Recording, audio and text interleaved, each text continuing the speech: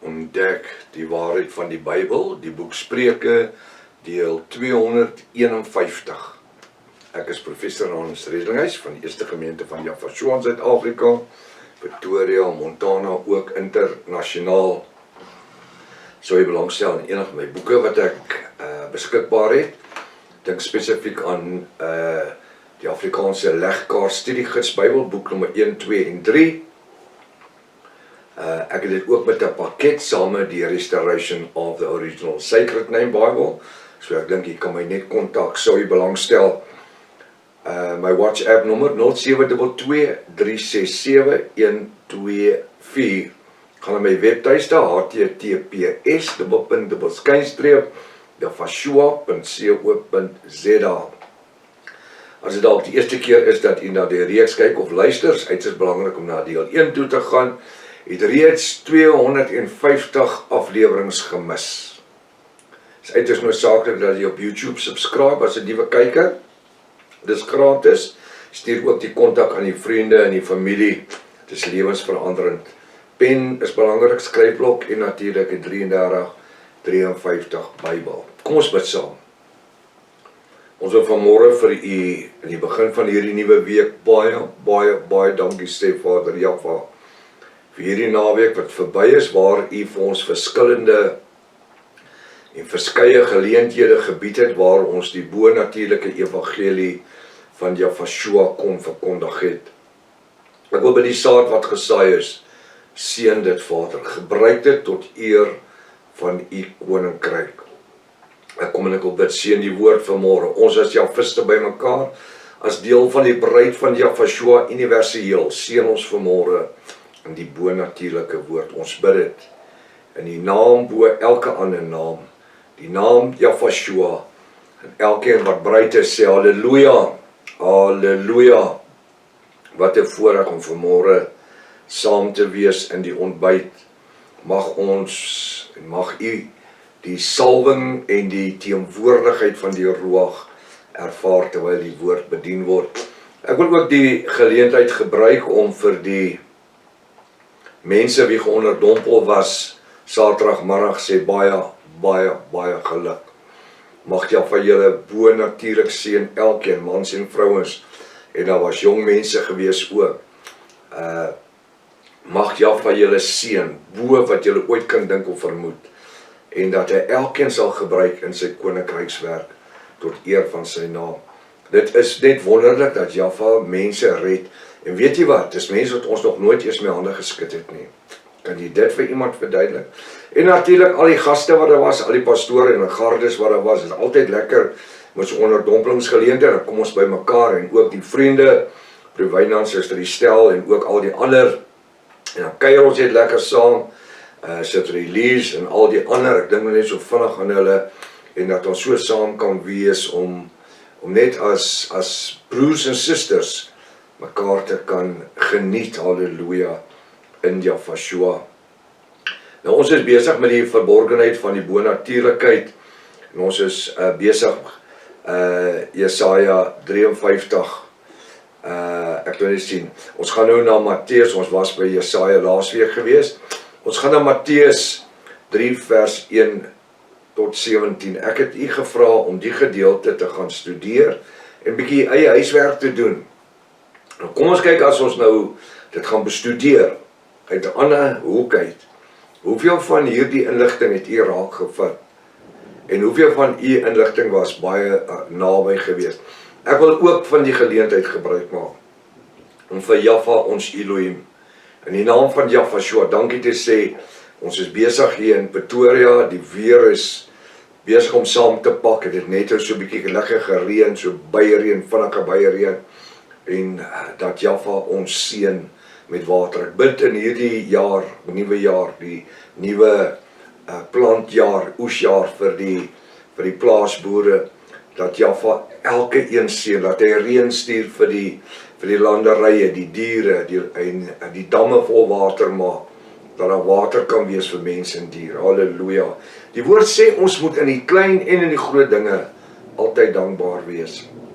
Dankie vir u wat die vir die bediening bid en Jaffa vra om dit te steun en U wat dit ook finansiëel ondersteun. Elkeen, vir elke boek wat U koop waardeur die evangelie uitgesprei word. Moenie die boeke los nie, laat dit ons gebruik dit is daar. Dit is jare en jare se navorsings en skryftyd wat ingegaan het in hierdie boeke in. Gebruik dit tot eer van die koninkryk van Jafashua. Nou ons kyk nou hierso na waar Jafashua gaan geonderdompel word deur Johannes die onderdompelaar of die doper. Dis net sê vir iemand luister, as daar kinders of jong mense wat ook luister, dis nie Johannes die apostel nie, dis Johannes die onderdompelaar, die doper, soos dit ook baie keer gesê word. Nou kom sê ons onderdompelaar, terwyl die 33 sê doper. Wel, jy kan, as ek iemand doop, kan ek my vinger in water sit en ek kan hom nat maak voor sy voorkop en of ek kan hom water skep en oor hom gooi. Dis doop. Ek kan hom of onderdompel sê as ek jou indruk. Onderdompel sê to cover in, to put in, to cover up. Baptishu, maak toe onder die water. Alright. Matteus 3 vers 1. In daardie dae, dit is 2000 jaar gelede, daardie dae het Johannes die onderdompelaar opgetree in die woestyn van Judea. Hy het opgetree, wat het hy gedoen? Uit die woestyn uitgekom. Nou as ek gaan kyk na die geskiedenis van die Bybel, dan sien ek dat Johannes en Jafashua bloedgewyse, ek praat van familiegewyse neefs was. Nou hoe weet ons dit? Wel, dat Johannes se moeder en Miriam was twee susters geweest. So die woord ons het leer. So hy sê, in daardie dae het Johannes, toe Johannes die doper opgegroei het op 'n sekere ouderdom van sy lewe, het hy weggegaan van sy ouer huis af, hy het weggetrek uit Judea uit, en hy het in die woestyn gaan woon. En daar het hy soos, of kom ons sê, daar het hy gaan woon, en hy het in die woestyn, in die natuur, het hy geleef om van die veld te eet en te drink, en daar het Jaffa hom opgelei, met 'n spesifieke doel en rede. En daardie dae het Johannes die onderdompelaar opgetree in die woestyn van Judea. Nou kom hy uit die woestyn uit, en hy kom in die stad van Judea, die provinsie van Judea, en hy sê, en hy het gepreek en gesê, nou praat hy met wie praat hy? Met die heidene? Nee, hy was 'n Hebreër gewees. Hy praat met die Hebreërs. Die heidene was nie geïnteresseerd in die woord nie. Want u weet alreeds dat Jafashua het gekom vir die volk van Israel. Ek het hom na my eie gestuur en hulle het hom nie aangeneem nie. Vers 2, hy sê, hy het gespreek en gesê, gepreek en gesê, bekeer julle, want die koninkryk van die hemele het naby gekom. Nou, wat het hulle geweet van bekeer? Het jy dit opgetel? Wat sou daai Jode geweet het van bekeer? Daai Israeliete? Niks. Wanneer Johannes die onderdompelaar vir hulle sê, bekeer julle, dan was hulle so, Want hulle die bekering was nie deel van die opset van die 613 wette van Moses nie. Dit was nie deel van die tradisie van Israel om bekeer te raak nie. Spreek hy sê, bekeer julle, want die koninkryk, daai koninkryk moet sekerlik 'n hoofletter H wees. Koninkryk van die hemele, daai hemele, in my Bybel maak ek om hoofletter H, hemele. Jaffa se hemel wat hy geskaap het naby gekom. Dit beteken nie die hemel het afgekom aarde toe nie. Nee, dit beteken dat uit die hemel uit sou die verlosser Jafashua gebore word. Nou verduidelik Johannes die onderdompelaar vir hierdie klomp ouens, want dit is hy, nou daai hy is met 'n klein h geskryf. Nou wil ek net iets sê. Het Jafashua as die seun na die aarde toe gekom? Natuurlik. Het Jafashua as die verlosser na die aarde toe gekom? Natuurlik. So enige plek in die Nuwe Testament waar ons sien hy verwys na hy, hom of Yahshua self, dan is dit 'n hoofletter. Nou kan ons die argument gebruik hierso wat sê in vers 3, want dit is hy van wie die profeet Jesaja gespreek het. Nou verwys Johannes die onderdompelaar, dis hy. Die hy sal 'n hoofletter wees. Want dit sal die verlosser, die saligmaker en die Messias van Israel wees. Dit is hy van wie deur die profeet Jesaja gespreek is, toe hy gesê het, hy is klein letter hy, want dit is Jesaja. So as ek hom lees my vingers, want dit is hy, Yahshua, van wie deur die profeet Jesaja gespreek is, toe hy, dit is die profeet Jesaja gesê het, die stem van een wat roep in die woestyn. Met ander woorde, wie is die stem? Is Johannes die onderdompelaar. Hy sou die stem word uit die woestyn.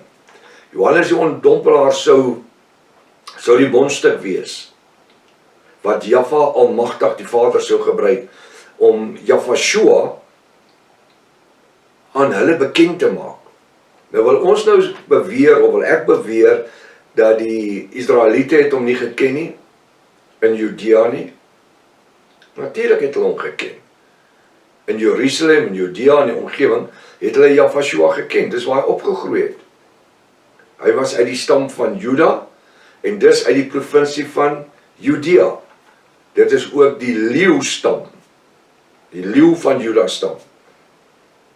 So, het hulle hom geken? Wel, hy het groot geword daarso. Hy het skool gegaan daar, hy het opgegroei daar. So hulle moes hom sekerlik geken het. Hulle moes hom geken het, Yahshua, maar nie as die Messias nie.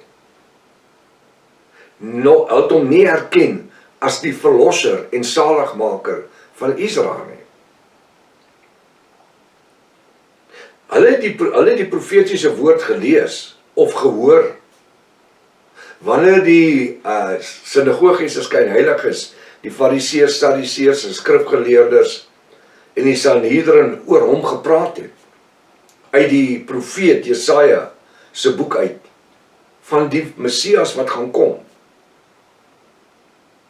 Maar hulle het nie besef dat hy in hulle midde was, en besig was om saam met hulle op te groei, as 'n baba, jong seun, jong man, en dan as 'n volwasse nie.